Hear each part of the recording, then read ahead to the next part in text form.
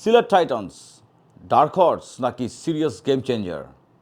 2026 বিপিএলের জন্য প্রত্যেকটা দল কিন্তু নিজেদের মতন করে স্কোয়াড গুছিয়ে নিয়েছে এবং তারই পরিক্রমায় সিলেট টাইটান্সও কিন্তু নিজেদের স্কোয়াডটা গুছিয়ে নিয়েছে বা এখনও নিচ্ছে।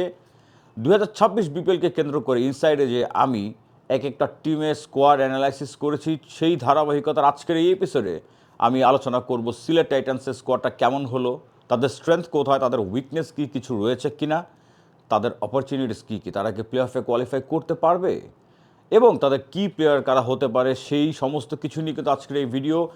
আশা করি ভিডিওটা সম্পূর্ণ দেখবেন, শেষটুকু দেখলে বুঝতে পারবেন যে সিলেটের এই টিমটার স্ট্রেংথ কতটুকু, তারা কি এইবারে ট্রফিটা জেতার স্ট্রং কন্টেন্ডার কি সিলেট হতে যাচ্ছে কিনা, সেটা কিন্তু ভিডিও শেষে আমরা বুঝতে পারবো। So without further do, let's get started.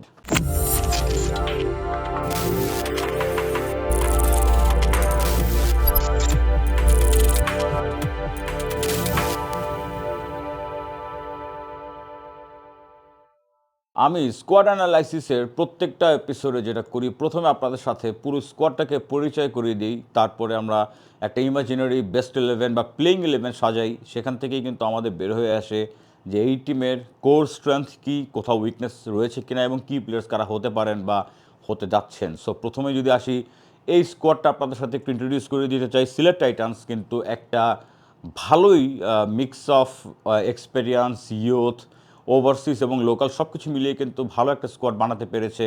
একটা ডিপার্টমেন্ট কিন্তু আমি অবশ্যই বলবো যে সিলেটের ওই স্পেসিফিক ডিপার্টমেন্টটা এখন পর্যন্ত বিপিএলের মধ্যে বাকি সবগুলো দলের মধ্যে সব থেকে সেরা হয়েছে। কোনটা সেটা দেখতে আমার সাথে থাকুন। প্রথমে আসবো স্কোয়াডটা নিয়ে আপনাদের সাথে আলোচনা করতে। আমি যদি ব্যাটিং ওয়াইজ বলি, তাহলে ব্যাটিংয়ে আমি দেখতে পাচ্ছি তারা ডিরেক্ট সাইনিং করেছিল কিন্তু সাইম আইয়ুবকে, পাকিস্তানের এখন যিনি নাকি ওপেনার বা এখন টি-20-র নাম্বার 1 র্যাঙ্কড অলরাউন্ডার। তারপরে রয়েছেন আমাদের লোকাল হিরো পারভেজ হোসেন ইমন, আফিফ হোসেন ধ্রুবকে তারা রেখেছে, রনি তালুকদারকে তারা রেখেছে, জাকির হাসানকে রেখেছে, আরিফুল ইসলাম ইয়াং ট্যালেন্ট তাকে কিন্তু দলে রেখেছে।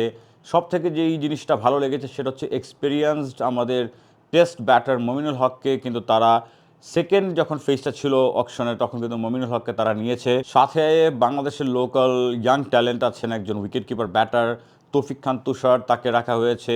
আমি যদি তারপরে দেখি অলরাউন্ডার, তিনিও কিন্তু ইয়াং ট্যালেন্ট রাহাতুল ফেরদৌস জাভেদ, তাকে রাখা হয়েছে। ফরেন রিক্রুট থেকে কিন্তু ব্যাটিং ডিপার্টমেন্টে অ্যারন জোন্সকে রাখা হয়েছে, যিনি কিনা ইউএসের ব্যাটার, টপ অর্ডারে ব্যাট করেন এবং সাথে ভেটেরান, যেটা বলছিলাম পুরো বিপিএলের সব থেকে বেশি এইজড প্লেয়ার হতে যাচ্ছেন এবারে অ্যাঞ্জেলো ম্যাথিউস। আসবো বোলিং ডিপার্টমেন্টে, পেস ডিপার্টমেন্টের কথা যদি বলি, তাহলে মোহাম্মদ আমির রয়েছেন পাকিস্তানের, তারপর আমাদের খালেদ আহমেদের সাথে ইবাদত হোসেন রয়েছেন, তারপরে দেখব যে রুয়েল মিয়া, শহীদুল ইসলাম। পাকিস্তানের কিন্তু সালমান ইরশাদকে তারা ঠিক অকশনের পরপরই কিন্তু ডিরেক্ট সাইন ইন করিয়েছে এবং সব থেকে যেটা নাকি ব্রেকিং নিউজ হয়ে এসেছে, তাকে আসলে অলরাউন্ডার ক্যাটাগরিতে রাখা যায়। তারপরেও তিনি যেহেতু পেস বোলিং অলরাউন্ডার, আমি তাকে এখানে মেনশন করতে চাই, তিনি হচ্ছেন আফগানিস্তানের Azmatullah Omarzai. All in all দুইজন স্পিনারকে দেখা যাচ্ছে, তার মধ্যে কিন্তু একজন আমাদের হয়তো সিলেটের এই টিমের ক্যাপ্টেনও হবেন, তিনি হচ্ছেন আমাদের মেহেদী হাসান মিরাজ এবং তার সাথে কিন্তু আমাদের রয়েছে নাসুম আহমেদ। সো দুইজন স্পিনারকে কিন্তু তারা রেখেছে, দুইজনই কিন্তু চ্যাম্পিয়ন স্পিনার বাংলাদেশের পার্সপেক্টিভ থেকে যদি বলি, তাহলে অলরাউন্ডার কিন্তু এইখানে খুব ইন্টারেস্টিং। প্রথমেই কিন্তু আমি আসবো আজমতুল্লাহ উমরজাইয়ের কথায়। আইপিএলেরও এখন গত বছর থেকে রেগুলার খেলেছেন, এই বছরেও কিন্তু তিনি আইপিএল খেলছেন, আর সারা ওয়ার্ল্ডের বড় বড় ফ্র্যাঞ্চাইজি লিগগুলোতে তো তিনি খেলছেনই। সাথে আমি বলবো যে এখানে স্যাম আইয়ুব নাম্বার 1 টি-20 র্যাঙ্কড অলরাউন্ডার এখন কিন্তু স্যাম আইয়ুব, তার সাথে আমাদের মেহেদী হাসান মিরাজের কথা বলতেই হবে। সাথে আমি দেখতে পাচ্ছি আপনি আফিফ হোসেন ধ্রুবকেও কিন্তু কাইন্ড অফ অকেশনাল স্পিনার হিসেবে চিন্তা করলেও আফিফ হোসেন ধ্রুবকে আপনি চিন্তা করতে পারেন যে ইফ রিকোয়ার্ড আফিফ কিন্তু বোলিং অপশন হিসেবেও ক্যান বি হ্যান্ডফুল। সো আফিফকে অলরাউন্ডার ক্যাটাগরিতে রাখা যেতে পারে। অ্যাঞ্জেলো ম্যাথিউসের কথা নতুন করে কিছু বলার নাই। ইয়াং অ্যাঞ্জেলো ম্যাথিউস বা পিক অফ হিজ ক্যারিয়ারে অ্যাঞ্জেলো ম্যাথিউস কেমন ছিলেন সেটা নিয়ে কিন্তু কারোর কোনো প্রশ্ন থাকার কথা না, বাট এখন এই ক্যারিয়ারের শেষে এসে যখন নাকি তিনি ইন্টারন্যাশনাল রিটায়ারমেন্ট নিয়েছেন, তারপরে অ্যাঞ্জেলো ম্যাথিউসের ইম্প্যাক্টটা সিলেট টাইটান্স টিমে কেমন হয় সেটা কিন্তু দেখার বিষয় থাকবে। আর ইয়াং যে লোকাল একজন রয়েছেন, তার নাম হচ্ছে রাহাতুল ফেরদৌস, তিনি কিন্তু ডোমেস্টিকের রেগুলার পারফর্মার বা কনসিস্টেন্ট পারফর্মার। সো অলরাউন্ডিং এই ডিপার্টমেন্টটা কিন্তু সিলেটের খুবই স্ট্রং।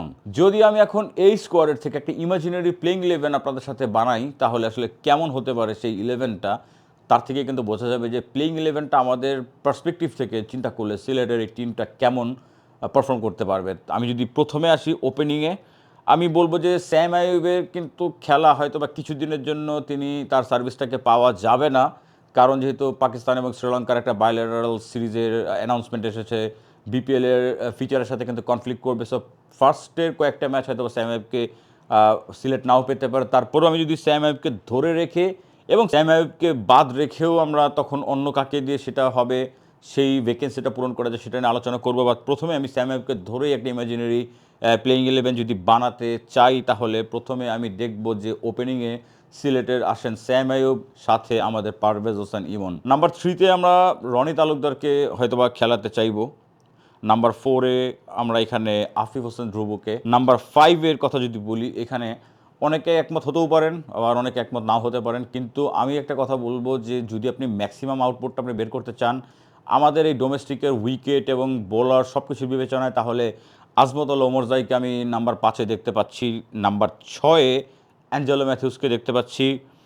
নাম্বার 7-এ যদি বলি মেহেদী হাসান মিরাজ। নাম্বার 8-এ নাসুম আহমেদ।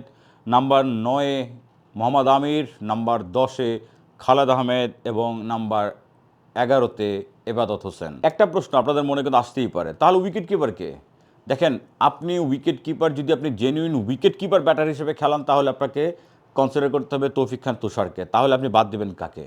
আপনি যখন চিন্তা করবেন যে আপনার 4 নম্বর আছে আফিফ, 3 নম্বর আছে রনি তালুকদার, আপনি কি এই দুইজনের কাউকে রিপ্লেস করতে চাচ্ছেন? কারণ আপনি কিন্তু 4 জন ওভারসিজ আপনি নিয়ে নিয়েছেন, স্যাম আইয়ুব, তারপর হচ্ছে আজমতুল ওমরজাই, অ্যাঞ্জেলো ম্যাথিউস এবং মোহাম্মদ আমির। তাহলে আপনি কিভাবে করে আপনি তৌফিক খান তুষারকে অ্যাডজাস্ট করাতে পারবেন? সেখানে কিন্তু অপশন আছে। পারভেজ হোসেন ইমন কিন্তু উইকেট কিপিংও করেন, পারভেজ হোসেন ইমন কিন্তু উইকেট কিপিং করেছেন। আমি কিন্তু এমনি এমনি বলছি না, একটু ঘাটলেই আপনারা দেখতে পাবেন পারভেজ হোসেন ইমন কিন্তু উইকেট কিপিং করেছেন। আর যদি তৌফিক খান তুষারকে খেলাতে হয় তাহলে আমার কাছে মনে হয় রনি তালুকদারকে বসতে হবে। কিন্তু সেটা কি সিলেট বসিয়ে রাখবে? রনি তালুকদার তো ডোমেস্টিকে রেগুলার পারফর্ম করেন, প্রোভেন পারফর্মার। তাহলে আপনি কাকে আর অফ রাখবেন? আপনি তো মিরাজ 7-এ যদি থাকে 8-এ নাসুম, আপনি ওইখান থেকে কাউকে অফ করতে পারবেন না। সো আমার কাছে মনে হয় যে এখানে অপশন কিন্তু ওইখানেই। 3 নম্বরে যে রনি তালুকদার, শুধু ওই একটা স্পটকে আপনি চেঞ্জ করে যদি আপনি স্পেশালাইজড উইকেট কিপার ব্যাটার খেলাতে চান তাহলে তৌফিক খান তুষার। আর যদি আপনি উইকেট কিপার না মানে batter who can keep the wickets, তাহলে আপনি পারভেজ হোসেন ইমনকে উইকেট কিপার হিসেবে কিন্তু খেলাতেই পারেন। এইবার আসছিলাম, প্রথমে একটা কথা বলেছিলাম যে স্যাম আইয়ুবকে যদি না পাওয়া যায় তাহলে আপনি কাকে খেলাবেন? স্যাম আইয়ুবকে না পাওয়া গেলে আমি এখানে কনফিডেন্টলি বলতে পারি যে অ্যারন জোন্সকে খেলানো হবে ওপেনিংয়ে বা টপ অর্ডারে। সেটা টপ অর্ডারে তখন রনি তালুকদার ওপেনিংয়ে চলে যেতে পারে, অ্যারন জোন্স নাম্বার 3-তে আসতে পারে, বাট ওই টপ অর্ডারে কিন্তু তখন স্যাম আইয়ুবের জায়গাতে চলে আসবেন হচ্ছে অ্যারন জোন্স। আপনি দেখেন তাহলে আমি যেই 11টা সাজালাম সেখানে আমি পেস বোলিং অপশন পাচ্ছি কাকে কাকে। আমাদের লোকাল 2জন টপ ক্লাস পেস বোলার কিন্তু রয়েছেন, খালেদ আহমেদ এবং এবাদত হোসেন। পাকিস্তানের মোহাম্মদ আমির, তারপরে রয়েছেন আজমতুল্লাহ ওমরজাই এবং অ্যাঞ্জেলো ম্যাথিউস। 5টা কিন্তু আপনার pace bowling option. Spin option কে কে? মেহেদী হাসান মিরাজ এবং সাথে কিন্তু নাসুম আহমেদ। স্যাম আইয়ুব যদি খেলেন তাহলে স্যাম আইয়ুবও কিন্তু তিনি রেগুলার 4 ওভারের কোটা পূরণ করছেন। 3-3টে স্পিনার, অকেশনাল স্পিনার লাগলে আফিফ হোসেন ধ্রুব। এইবার আপনি বলেন তো যে সিলেট টিমটার কোর স্ট্রেংথ কোথায়? Sylhet has got the best fast bowling attack amongst all other teams.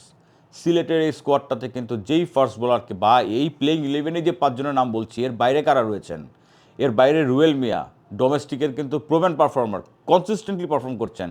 পাকিস্তানের সালমান এরশাদ, তিনিও কিন্তু রয়েছেন এই টিমে। এবং রিউমার শোনা যাচ্ছে ইংল্যান্ডের যে রাইট আর্ম ফার্স্ট, মানে he is a first bowler, কোনো মিডিয়াম ফার্স্ট না, তিনি হচ্ছেন লুকউড, তাকে নিয়েও কিন্তু রিউমার শোনা যাচ্ছে যে সিলেট তাকেও রিক্রুট করতে পারে। সো সিলেটের কোর স্ট্রেংথ হচ্ছে এবারে স্কোয়াডের তাদের fast bowling attack. Next number 2-তে আমি যেইটা বলবো, সিলেটের এই টিমের balance, well balance team.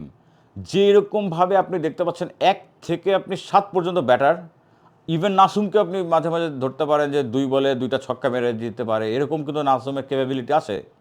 So আপনি সিলেটের টিমের ডেপথ দেখেন, সেটা বোলিং ডিপার্টমেন্টে হোক সেটা ব্যাটিং ডিপার্টমেন্টে হোক, সিলেটের এই টিমটা well balanced, very very well balanced. কেউ কথা বলছে না সিলেট নিয়ে বেশি, কিন্তু সিলেট নিয়ে কিন্তু আলোচনা হওয়ার মতন টিম কিন্তু সিলেট বানিয়েছে। তাহলে সিলেটের কি কোনো উইকনেস নেই? এক অর্থে বলতে গেলে কিন্তু সিলেটের এই টিমের বেশি তেমন উইকনেস দেখতে পাবেন না, কিন্তু আমি এখানে একটা সিলেটের উইকনেসের কথা ঠিক বলবো না, বাট উইক জোনের কথা বলতে পারি। সেটা হচ্ছে যে সিলেটের ওই রকম কিন্তু আপনার স্টেবিলিটি নেই ব্যাটিংয়ের টপ অর্ডারে। এখন আপনি চিন্তা করে দেখেন, পারভেজ হোসেন ইমনের কাছ থেকে কি আপনি প্রতি ম্যাচে বিগ পারফরমেন্স আপনি এক্সপেক্ট করতে পারেন?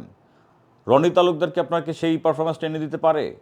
বা আফিফ হোসেন ধ্রুবকে আপনাকে সেই পারফরমেন্সটা এনে দিবে? দিলে তো মাশাআল্লাহ আলহামদুলিল্লাহ খুব ভালো। তাহলে আপনি দেখেন 1, 2, 3, 4, 5 পর্যন্ত আপনি যদি চিন্তা করেন, তাহলে কিন্তু there is no big name in their batting line up, যেখানে নাকি অবভিয়াসলি তারা একটা লুক আফটার করবে, অথবা হয়তো সবার কন্ট্রিবিউশনে সিলেট এটা ওভারকাম করতে পারবে বলেই কিন্তু আমি আশা রাখছি। তাহলে সিলেটের অপরচুনিটিস কি?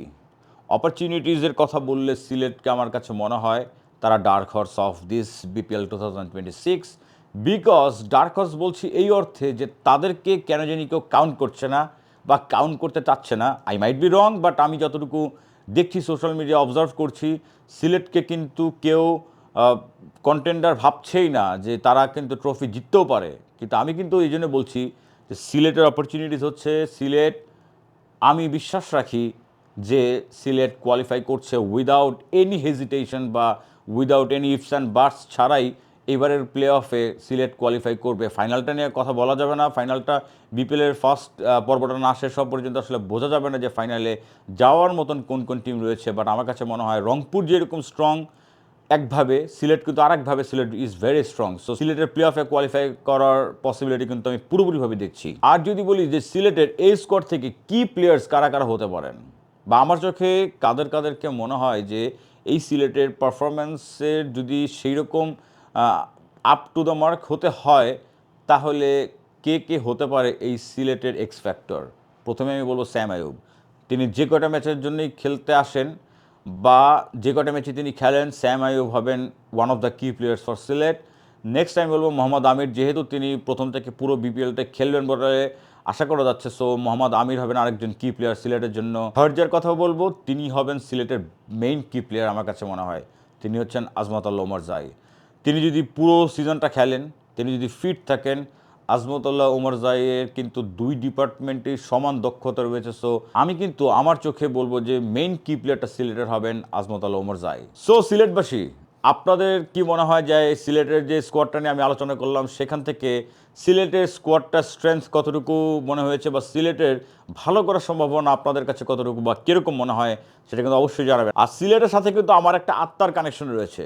কী সেই কানেকশন, সেটা নিয়ে কিন্তু আমি অন্য কোনো ভিডিওতে আমি আলোচনা করব অবশ্যই। যাই হোক সিলেটবাসী, আমি আপনাদের জন্য চেয়ার আপ করব, আর আপনাদেরকে রিকোয়েস্ট করব আপনারা আমাকে সাপোর্ট করে যাবেন। যারা নাকি আমাকে নতুন দেখছেন, it's a kind request, please make sure to subscribe my YouTube channel and follow my Facebook page. সবাই ভালো থাকবেন, সিলেটের জন্য চেয়ার আপ করবেন। বিপিএল একটা ভালো যাতে দেখতে পারি, সেইটাই কিন্তু আমরা সবাই মিলে আশা করব।